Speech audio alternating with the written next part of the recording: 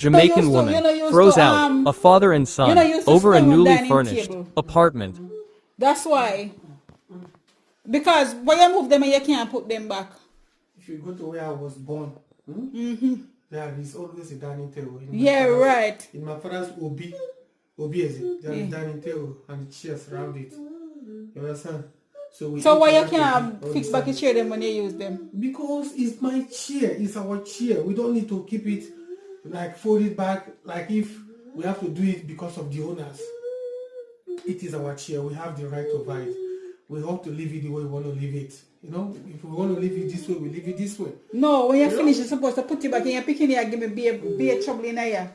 Be a disturbance, you know, disturb me, tear down, no need to pack up. Because this property... Pack up, no need to pack up and go about in the business. Be tear down, no. You know, I get on top of my head. You just bought this property new, that's why. No, and because my buying up new. After 2 years now, you will live in... I lie, you will tell. After 2 years, you won't just...